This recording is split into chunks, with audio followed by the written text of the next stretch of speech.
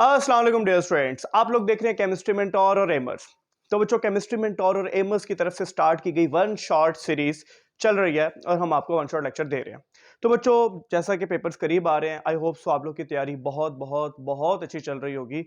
अगर नहीं चल रही तो बेटा फोकस करें, पढ़ाई करें, और ये पढ़ने के दिन है, ये दिन अगर आप लोग अच्छे तरीके से मेहनत करके गुजार लें और अच्छे तरीके से पढ़ें तो इंशाल्लाह ताला इसके बाद बहुत सारी आसानियां होंगी। चलो बच्चों, शुरू करते हैं आज का खूबसूरत और प्यारा सा लेक्चर। आज हम लोग शुरू करेंगे फंडामेंटल ऑफ केमिस्ट्री का पार्ट 2। हम लोगों ने लास्ट टाइम बात की थी बच्चों केमिकल फार्मूला की। हमने आपको सिखाया केमिकल फार्मूला कैसे निकालते हैं। आज मैं आपको बताऊंगा केमिकल फार्मूला दो तरह का होता है बेसिकली। एक होता है हमारे पास एम्पिरिकल फार्मूला, एक होता है मेरे पास एम्पिरिकल फार्मूला, और दूसरा होता है मेरे पास मोलेक्युलर फार्मूला। एम्पिरिकल फार्मूला और मोलेक्युलर फार्मूला, एम्पिरिकल फार्मूला और मोलेक्युलर फार्मूला। एम्पिरिकल फार्मूला किसे कहते हैं? असल में ये सिंपलेस्ट टाइप ऑफ फार्मूला होता है। क्या होता है बच्चों?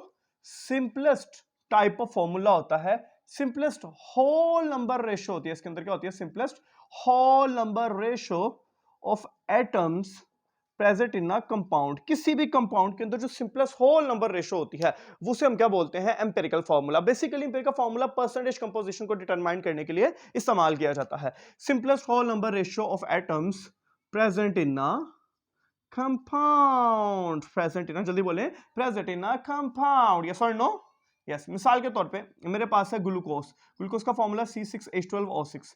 अगर मैं इसे क्या कॉमन ले सकता हूं? मैं ले सकता हूं 6 कॉमन। जब मैं 6 कॉमन लूंगा तो पीछे क्या बचेगा? CH2O। इसका मतलब है that is the empirical formula of glucose. Yes और नो? यस। ग्लूकोज का एम्पिरिकल फॉर्मूला क्या है? CH2O। एक और एग्जांपल, मिसाल के तौर पे मेरे पास है बेंजीन। बेंजीन का फॉर्मूला क्या है? बेंजीन का फॉर्मूला है C6H6। इसमें से क्या कॉमन आता है? 6। तो मैं क्या लूंगा? 6 कॉमन ले लूंगा क्योंकि 6 एक होल नंबर है। तो पीछे क्या बचेगा? CH। इसका मतलब है CH is the empirical formula of benzene. Yes और नो? यस। ये क्या था? Molecular formula. ये क्या है? Empirical formula. समझ आ रही है कि नहीं आ रही? एम्पिरिकल फॉर्मूला क्या होता है? Simplest whole number ratio of atom. क्या होता है बच्चों? Simplest whole number ratio of atom present in a compound. किसी भी कंपाउंड में जो सिंपलेस्ट होल नंबर रेशियो होती है उसे क्या बोलते हैं? Empirical formula. ये किस लिए इस्तेमाल किया जाता है? दूसरी चीज, ये परसेंटेज कंपोजिशन फाइंड करने के लिए। किसके लिए? परसेंटेज कंपोजिशन फाइंड करने के लिए। किसी भी कंपाउंड के अंदर कितने परसेंट कौन सा एलिमेंट प्रेजेंट है उसे इसके लिए हम डिटरमाइन करते हैं एम्पिरिकल फॉर्मूला। क्लियर? अच्छे से। नेक्स्ट हमारे पास मोलेक्युलर फार्मूला। मोलेक्युलर फार्मूला क्या होता है? मोलेक्युलर फार्मूला होता है that show actual number of atom. That shows actual number of atom, मतलब जिसके अंदर हम लोग देख कर बता सकते हो कितने नंबर ऑफ एटम मौजूद है, उसे क्या बोलते हैं? Molecular formula. क्या बोलते हैं? Molecular formula. मिसाल के तौर पे मेरे पास है C6H12O6। ये किसका फार्मूला है? जल्दी बोले, किसका फार्मूला है? ग्लूकोज। जल्दी बोले, किसका फार्मूला है? ग्लूकोज। ग्लूकोज के अंदर कितने कार्बन है? 6। कितने हाइड्रोजन है? 12। कितने ऑक्सीजन है? 6। आप देखकर बता सकते हैं ना? आप देख के बता सकते हैं इसके अंदर कितने कार्बन है? 6। कितने हाइड्रोजन है? 12। कितने ऑक्सीजन है? 6। यस और नो? यस। इसका मतलब है ये कौन सा फार्मूला है? ये फार्मूला है मॉलिक्यूलर फार्मूला। मिसाल के तौर पे C6H6, ये किसका फार्मूला है? बेंजीन। जल्दी बोले, कितनी प्यारा नाम है ना, बेंजीन। इसका स्ट्रक्चर कुछ यूं होता है बच्चों, प्यारा सा स्ट्रक्चर, बेंजीन। ये इसका स्ट्रक्चर होता है, बेंजीन। अच्छा, कितने कार्बन है? 6। कितने हाइड्रोजन है? 6। इसका मतलब है कि आप देख के बता सकते हैं तो ये कौन सा फार्मूला है? Molecular formula. कौन सा फार्मूला है? Molecular formula. यस और नो? यस। अच्छा, मैं आपको मोलेक्युलर फार्मूला फाइंड करने का एक तरीका बताता हूं। अगर मैं इसमें से 6 कॉमन ले लूं, जब 6 कॉमन लूंगा तो पीछे क्या बचेगा? CH। CH मेरे पास क्या है? Empirical formula. 6 क्या है मेरे पास? नंबर। यस और नो? यस। इसका मतलब है कोई भी n जब किसी एम्पिरिकल फार्मूला से मल्टीप्लाई होगा तो किसके बराबर होगा? मॉलिक्यूलर फार्मूला के। जल्दी बोले, किसके बराबर होगा? मॉलिक्यूलर फार्मूला के। यस और नो? यस। ओके। अगर एम्पिरिकल फार्मूला n से मल्टीप्लाई हो तो क्या बनता है? Molecular formula. जल्दी बोले, क्या बनता है? Molecular formula. यस और नो? यस। तो हम लोगों ने देखा केमिकल फार्मूला दो तरह का था, एक था एम्पिरिकल, एक था मॉलिक्यूलर। अच्छा, अब हम लोग एटम के मास को फाइंड करेंगे। ये हमने रिलेटिव एटॉमिक मास में पढ़ा था, लेकिन अब हम किसी भी कंपाउंड मॉलिक्यूल के मास को फाइंड करने का तरीका देखेंगे। जल्दी देखते हैं ना ना ना।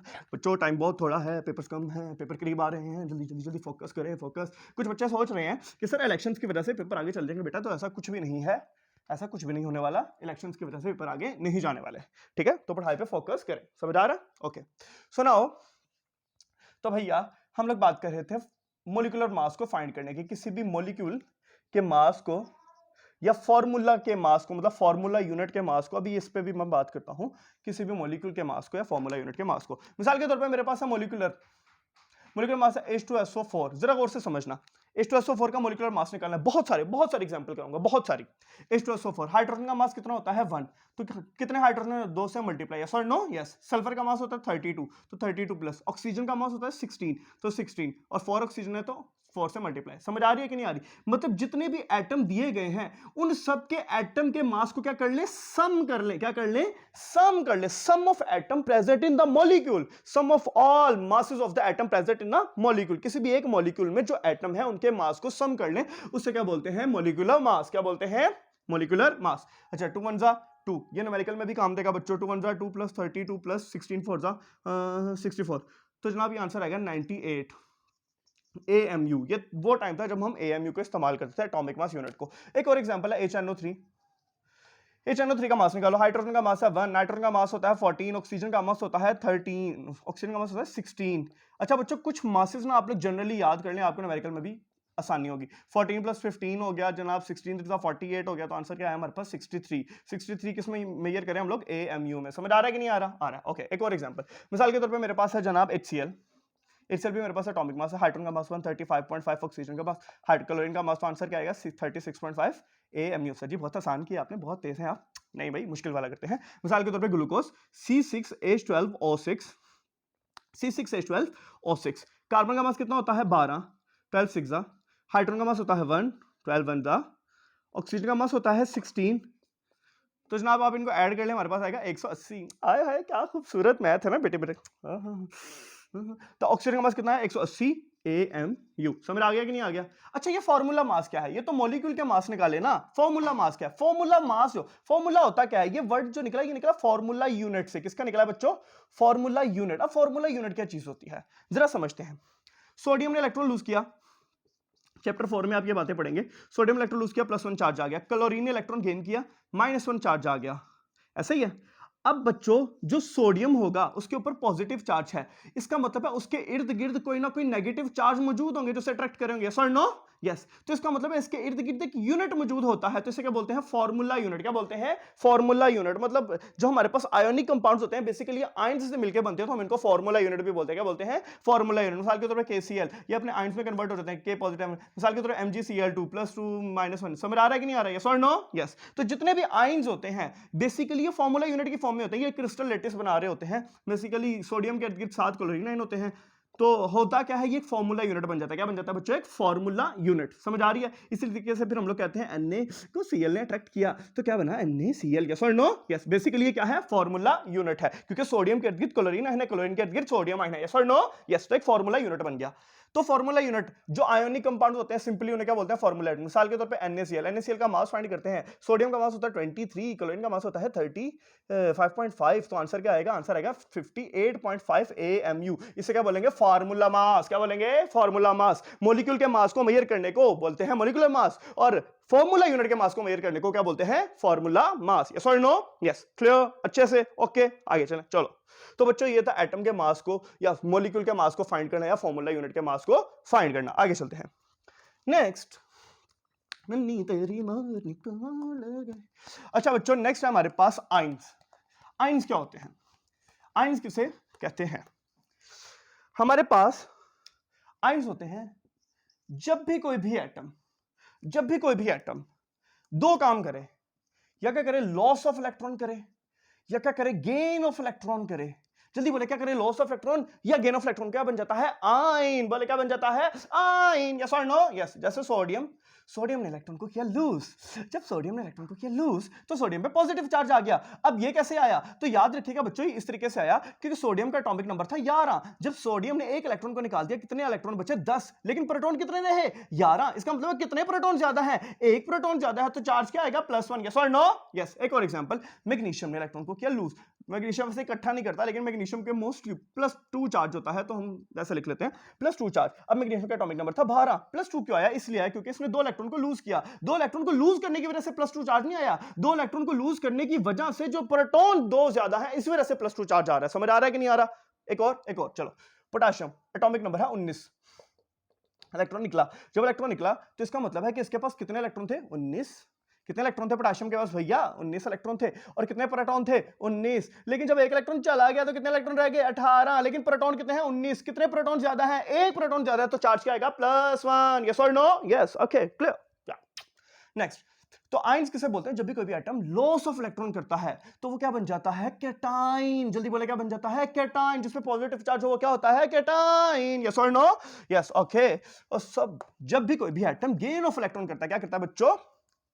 Gain of electron. जब भी कोई भी एटम गेन ऑफ इलेक्ट्रॉन करता है तो बन जाता है एनाइन। क्या बोलता है?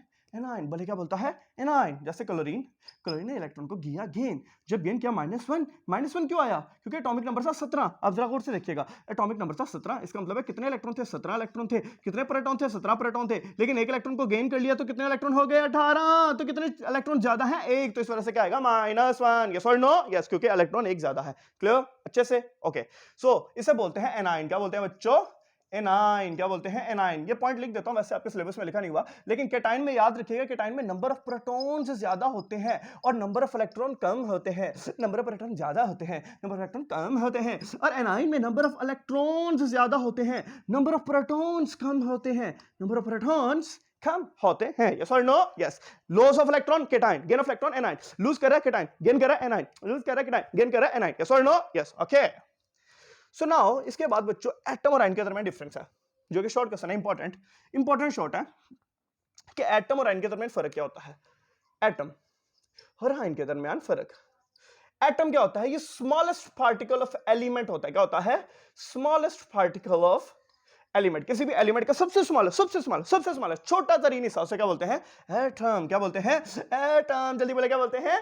एटम। और आयन, आयन क्या होता है? Smallest unit of ionic compound. क्या है? Smallest unit of ionic compound. Ionic compound, ionic compound वो होते हैं जो आयन से मिलकर बनते हैं। जैसे सोडियम क्लोराइड बना, जब इसे तोड़ेंगे तो क्या बनेगा? Na+, Cl-। तो ये क्या है? आयन। आयन। यस और नो? यस। तो smallest unit of ionic compound को क्या बोलते हैं? आयन। नेक्स्ट, याद रखिएगा जो एटम होता है ये कैन एग्जिस्ट और कैन नॉट एग्जिस्ट इंडिपेंडेंटली। मतलब या साधारण रह भी सकते हैं, साधारण नहीं भी रह सकते, क्योंकि इनमें से कुछ एलिमेंट ऐसे होते हैं जो स्टेबल होते हैं। जल्दी बोले, क्या होते हैं? स्टेबल। जो अपनी जिंदगी संवारना नहीं चाहते, जो कहते हैं हम अकेले रहना चाहते हैं, हम अकेले रहना चाहते हैं, ना हम किसी के साथ रिएक्शन करेंगे, ना कोई हमारे साथ रिएक्शन करेगा। तो लेकिन कुछ एलिमेंट ऐसे होते हैं जो कहते हैं नहीं भाई, हम अकेले नहीं रह सकते, इतनी लंबी जिंदगी कौन अकेले गुजारे? हाँ, इतनी लंबी जिंदगी कौन अकेले गुजारेगा? तो क्या होगा बेटे, ये क्या करेगा? रिएक्ट करेगा। जैसे हाइड्रोजन एटम, जैसे सोडियम एटम, जैसे पोटेशियम एटम, जैसे क्लोरीन एटम, जैसे फ्लोरीन एटम। समझ आ रहा है कि नहीं आ रहा? ये सारे इंडिपेंडेंटली एग्जिस्ट नहीं करते, लेकिन जैसे हीलियम एटम, जैसे नियॉन एटम, जैसे आर्गन एटम, ये आजादाना रह सकते हैं। ये कहते हैं हमारे साथ कोई भी ना रहे, हम तब भी एडजस्ट कर लेंगे। So no? Yes, okay.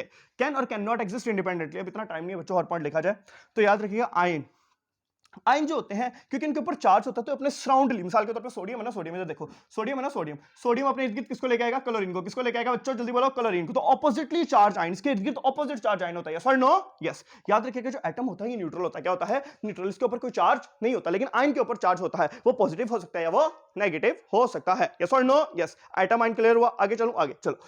देखो जी, अभी तक हमने आयन पढ़ा।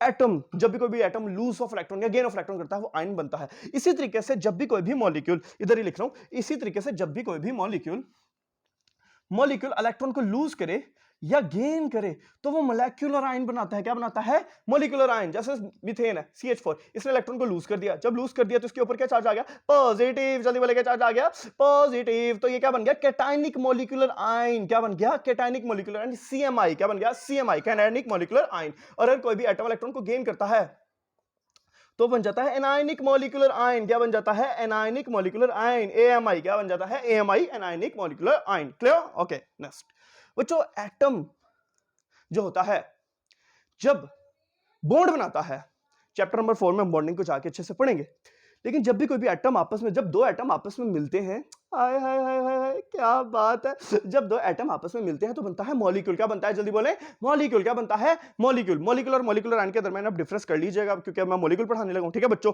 मॉलिक्यूल मॉलिक्यूल और मॉलिक्यूलर आयन के दरमियान डिफरेंस क्या होता है चलो पढ़ा देते हैं। मॉलिक्यूल क्या होता है? मॉलिक्यूल वो होता है जब दो एटम की वजह से मिलकर बनता है। किसकी वजह से मिलकर बनता है? एटम की वजह से मिलकर बनता है। किसकी वजह से मिलकर बनता है? एटम की वजह से मिलकर बनता है, उसे बोलते हैं मॉलिक्यूल। और मॉलिक्यूलर आयन क्या होता है? जब भी कोई भी मॉलिक्यूलर इलेक्ट्रॉन को लूज करे या गेन करे वो किसमें कन्वर्ट हो जाता है? मॉलिक्यूलर आयन में। किसमें कन्वर्ट हो जाता है? मॉलिक्यूलर आयन में। याद रखिएगा मॉलिक्यूलर आयन अनस्टेबल होता है, मॉलिक्यूल स्टेबल होता है, इसके ऊपर कोई चार्ज नहीं होता भैया, इसके ऊपर कोई चार्ज नहीं होता। मॉलिक्यूलर आयन कहता है भाई मुझे नेगेटिव दे दो, मुझे पॉजिटिव दे दो। मॉलिक्यूल कहता है भाई मेरी जिंदगी सवर चुकी है, मैं और किसी के साथ रहना पसंद नहीं करूंगा, रहना पसंद नहीं करूंगा। यस और नो? यस। तो आगे हमारे पास एक टर्म है फ्री रेडिकल। ये क्या चीज होती है? फ्री रेडिकल क्या चीज है भैया? फ्री रेडिकल है बच्चों, फ्री का मतलब है जो आजाद हो। रेडिकल का मतलब क्या है? जिसके ऊपर जो पहले से किसी के साथ था लेकिन अब नहीं है। जरा गौर से देखते हैं। क्लोरीन क्लोरीन के दरमियान बॉन्ड बना हुआ था। मैं फ्री रेडिकल को समझाते हुए ना एक रूल बताया करता हूं। ये मेरे उस्ताद प्रोफेसर इजाज अहमद साहब ने बताया था बेटे। ये रूल क्या है? ये रूल है अपने तो अपने होते हैं। जल्दी बोले रूल क्या है? अपने तो अपने होते हैं। जल्दी बोले रूल क्या है? अपने तो अपने होते हैं। देखे ना, क्लोरीन क्लोरीन के दरमियान बॉन्ड बना हुआ था, मैंने बॉन्ड क्लेवेज कर दिया सनलाइट की प्रेजेंस में। जो बॉन्ड क्लेवेज हो गया, ये क्लोरीन अपना इलेक्ट्रॉन ले गया, ये क्लोरीन अपना इलेक्ट्रॉन ले गया। ऐसा ही है ना बेटे? जब ये क्लोरीन अपना इलेक्ट्रॉन ले गया तो ये बन जाते हैं फ्री रेडिकल। क्या बन जाते हैं? Free radical. और इस बॉन्ड के टूटने को हम लोग बोलते हैं होमोलिटिक क्लेवेज। क्या बोलते हैं? Homolytic cleavage. यस और नो? यस। जैसे HCl के दरमियान बॉन्ड बना हुआ था, मैंने बॉन्ड को तोड़ दिया, ये अपना इलेक्ट्रॉन ले गया, ये अपना इलेक्ट्रॉन ले गया। क्यों? क्योंकि अपने तो अपने होते हैं। तो क्या बना?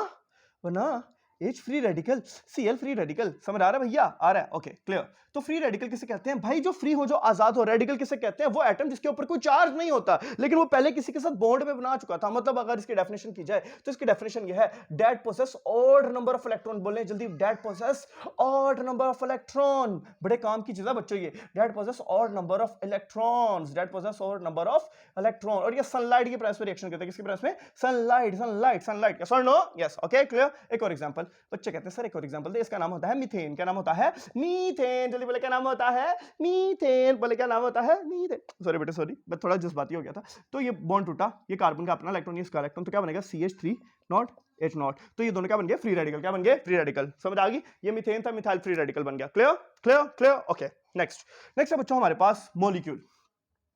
मॉलिक्यूल का होता है, मॉलिक्यूल का होता है, किसे कहते हैं?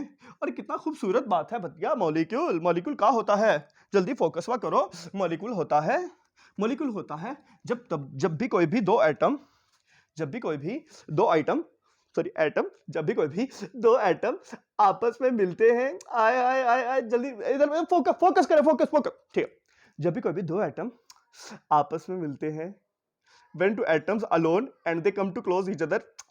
एटम के बारे में सोचो गंदे बच्चों, इधर देखो, एटम के बारे में सोचो। when two atom come to close each other and they form molecule and they form a molecule। yes or no? yes। दो एटम आपस में जब केमिकली कंबाइन होते हैं, बोले क्या बोलते हैं?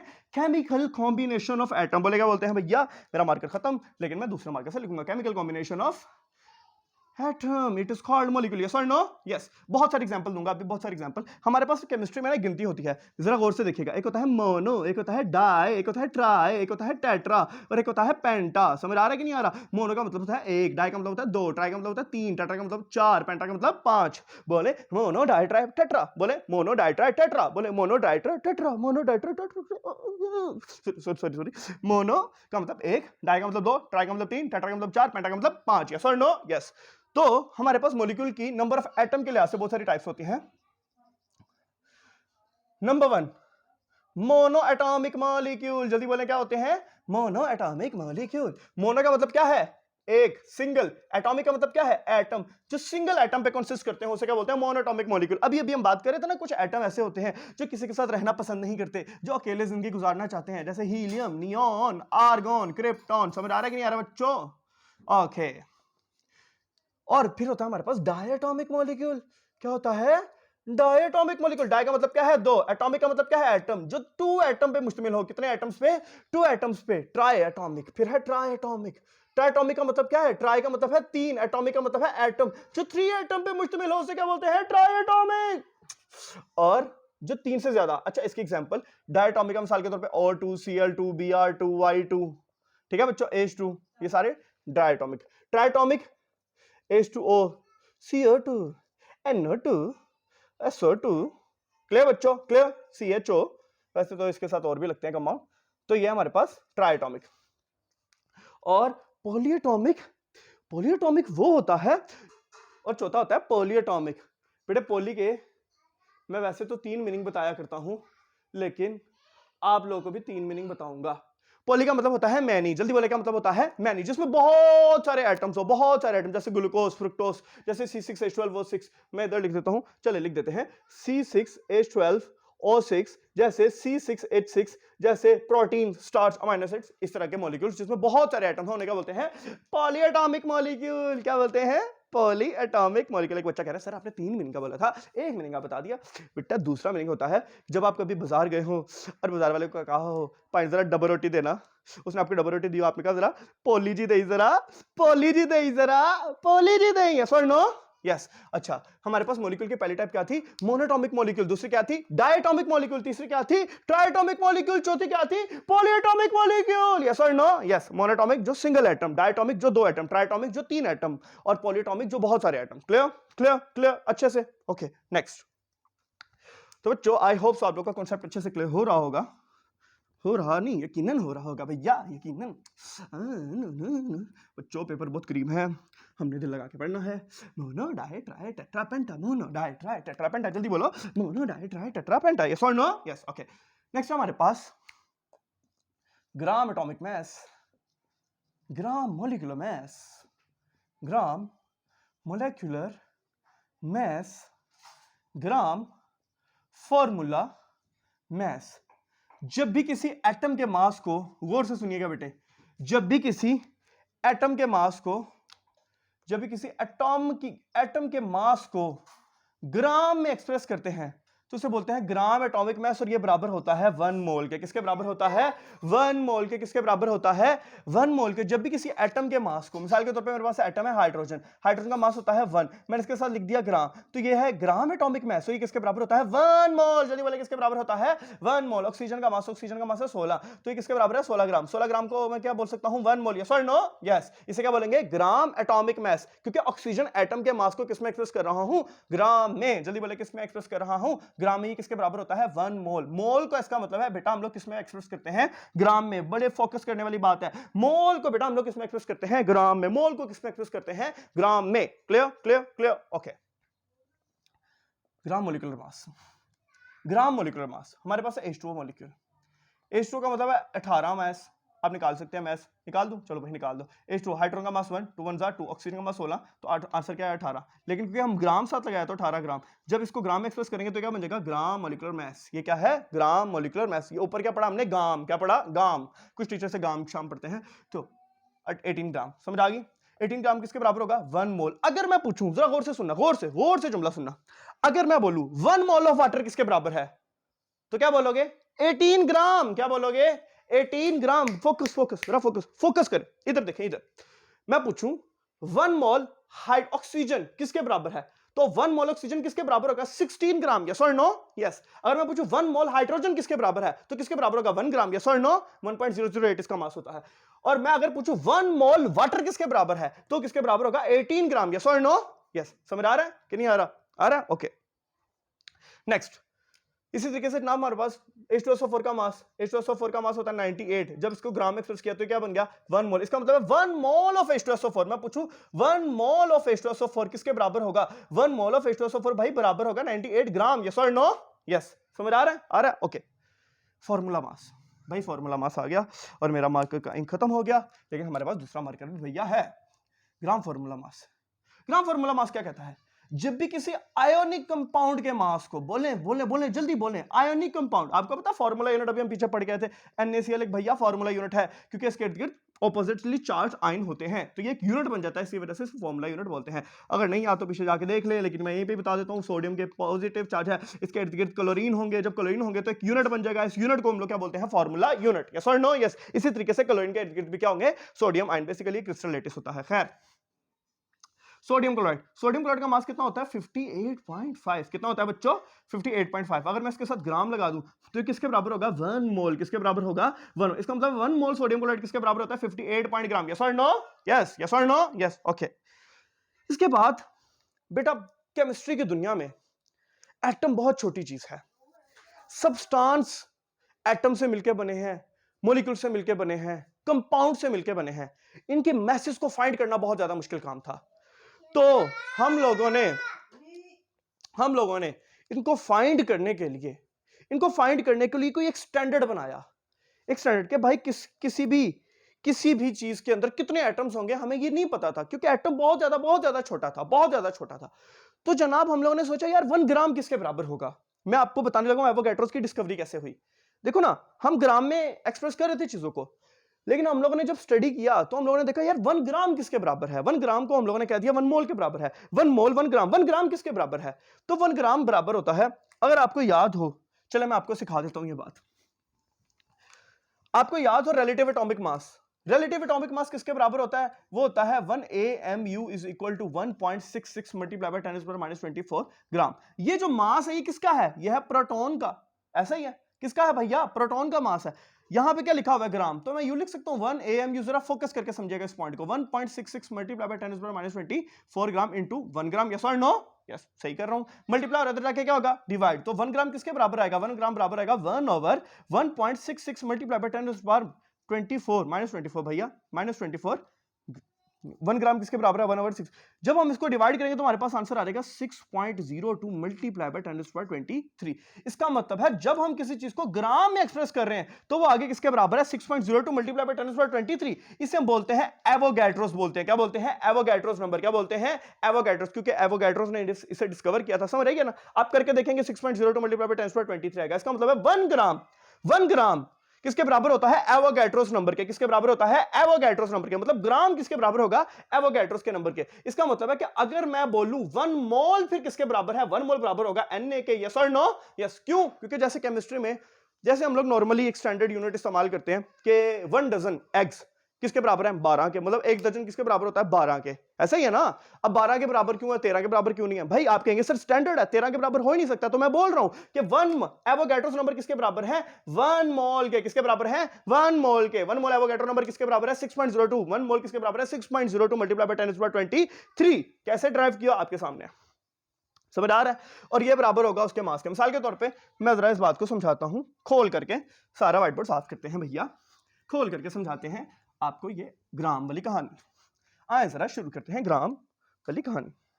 एवोगैड्रोस नंबर क्या कहता है, एवोगैड्रोस नंबर हम लोगों ने कहा एवोगैड्रोस नंबर है क्या, ये collection of 6.02 multiply by 10⁻23 particles या एटम्स या मॉलिक्यूल या formula units. It is the collection, मतलब किसी भी मोल के अंदर कितने पार्टिकल होंगे, that is the collection of Avogadro number. कैसे आया ये आपको भी मैंने समझाया।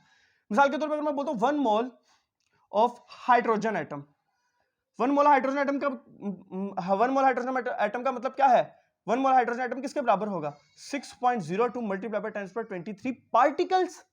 ऐसे ही है ना, जब भी एटम की बात होगी तो पार्टिकल्स। समझ आ रहा है। और ये किसके बराबर होगा, 1 ग्राम 1.008 ग्राम। यस और नो? यस, समझ आ रहा है। अगर मैं बोलता हूं, चलो एक और एग्जांपल। सर समझ नहीं आ रही है 1.008 कहां से आया भैया, अभी आप पढ़ के आए थे ना ग्राम एटॉमिक मास। किसी भी एटम के मास को ग्राम में एक्सप्रेस करते हैं तो उसे क्या बोलते हैं, उसे क्या बोलते हैं, मोल। क्या बोलते हैं, मोल ना। हाइड्रोजन एटम के मास को हम ग्राम में एक्सप्रेस करते थे तो उसे बोलते थे 1 मोल के बराबर है। एक और example, 1 mole of oxygen atom. Oxygen atom, अच्छा भैया ऑक्सीजन एटम का मास कितना होता है, पहले ये लिख लो 16 ग्राम।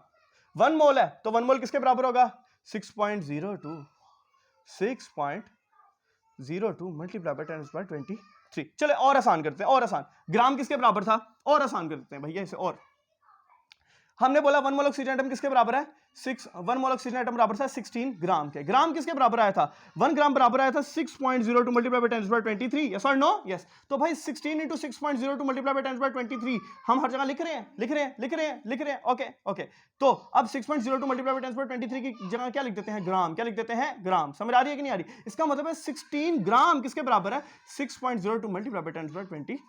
समझ आ रहा है कि नहीं आ रहा है कि नहीं आ रहा। ओके एक और एग्जांपल सर एक और एग्जांपल दे एक और।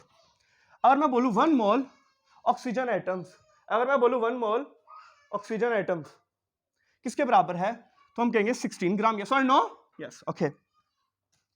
तो बच्चों अगर मैं बोलूं 1 मोल ऑफ H2SO4, बड़ा इंपॉर्टेंट सवाल है 1 mole of H2SO4, 1 mole of H2SO4 किसके बराबर होगा भैया 1 मोल ऑफ H2SO। अच्छा सबसे पहले सवाल है मोल क्या होता है। मैं कब से लगाऊं मोल क्या होता है भैया मोल। सर जी मोल क्या होता है बेटा। मोल होता है वो अमाउंट ऑफ अ सब्सटेंस जो कंटेन करता हो, जो क्या रखता हो कंटेन करता हो 6.02 मल्टीप्लाई बाय 10^23 पार्टिकल। वो अमाउंट ऑफ अ सब्सटेंस जो रखता हो 6.02 मल्टीप्लाई बाय 10^23 पार्टिकल। जल्दी बोले आसान बात है, कौन सी मुश्किल बात है गेंडे मुंह वाले हो। हाइड्रोजन H2SO4 का मास कितना 98 ग्राम। इसे क्या बराबर हो सकता है क्योंकि 1 मोल है तो किसके बराबर होगा 1 Na के। यस और नो यस। अगर मैं बोलता 2 मोल ऑफ H2SO4 तो 2 मोल ऑफ H2SO4 किसके बराबर होता भैया 2 मोल ऑफ H2SO4 बराबर होता 2 Na। यस और नो यस और नो यस ओके। और इसका मास भी डिफरेंट हो जाता 196 ग्राम हो जाता। क्लियर। और जब भी किसी मोल को ग्राम में एक्सप्रेस करते हैं तो उस केस में जो उसका मास होता है उसे बोलते हैं मोलर मास। क्या बराबर होता है बच्चों मोलर मास। क्या बराबर होता है मोलर मास। मोल को फाइंड करने का फॉर्मूला, मोल को फाइंड करने के बेटे 3 फॉर्मूले हैं।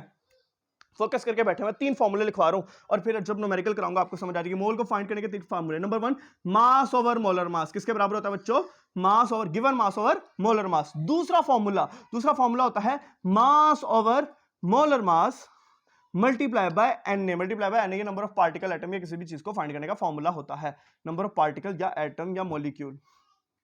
ठीक है बच्चों।